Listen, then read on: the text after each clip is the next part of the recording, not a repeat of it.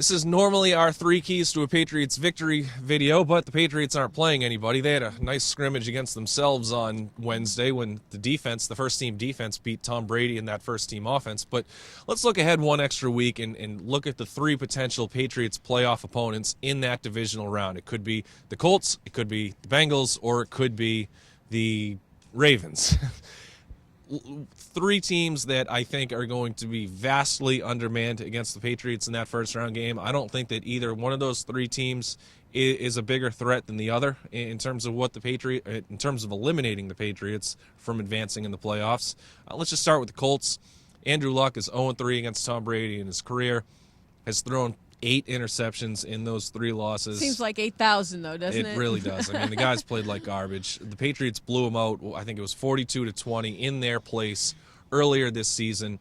I don't think Andrew Luck is at the point in his career when he can overcome a roster that is not all that talented, especially on the defensive side of the ball. Well, I mean, he's really a one-man band. And as we saw in Indianapolis, the Patriots, all they had to do was hand the ball off and run right over their defense. Mm-hmm. I mean, I don't know how the Colts can really would have much confidence playing the Patriots and coming right here to have to do it. I mean, yes, you have to play the games, but 0-3 coming here, I don't think the Colts would have much of a shot. The Colts are the last team to score a second-half touchdown on the Patriots, and it came because they threw a pass to their left tackle. So that's, I mean, since then the Patriots have been just on a tremendous defensive run, playing even better than they were in that game when they just often, I mean, you mentioned the dominance running the ball. Defensively, Andrew Luck, that passing game, had virtually nothing going for them. The 2 touchdowns, again,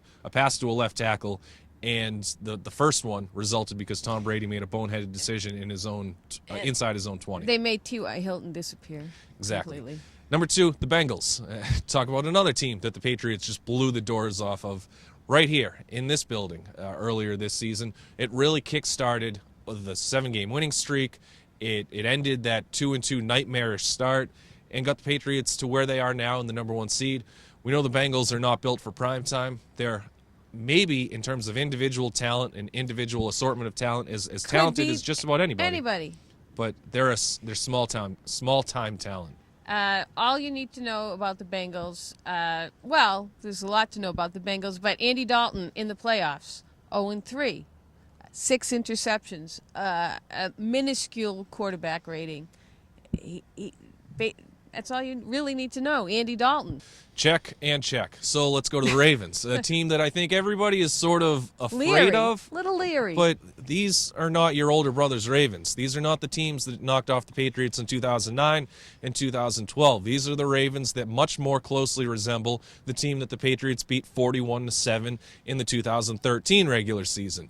I mean, Joe Flacco, hey, good for him for getting that contract. He can thank Chris Harris, the Broncos cornerback, for falling all over himself on that 70-yard Hail Mary play before he won that Super Bowl, a couple weeks before he won that Super Bowl a couple of years ago. But again, this defense, their secondary is completely beat up.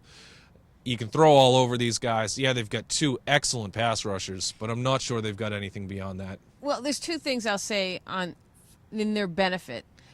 They are actually 3rd in the league in sacks. Mm-hmm. You did mention they have 2 great pass rushers. You have to give them that. And if there's one thing that upsets the Patriots with their offensive line issues and Tom Brady, it's a team with a good pass rush. So that's one possible thing. The other thing about the Ravens that, unlike the other 2 teams, you know what? They'll come in here and I don't think they'll fear the Patriots. Because of their history, because they've beaten them in the playoffs. They'll have a mentality of, hey, we've done it before, and you know what? And they've won a Super Bowl fairly recently. Mm-hmm. Yeah, I mean, you just look at the Ravens' offense, and Steve Smith has had an outstanding year for them, but he's the only guy on that team who caught at least 50 balls. Justin Forsett, outstanding year for them. Not as good as Ray Rice was a few years ago when he was at his peak, or his prime.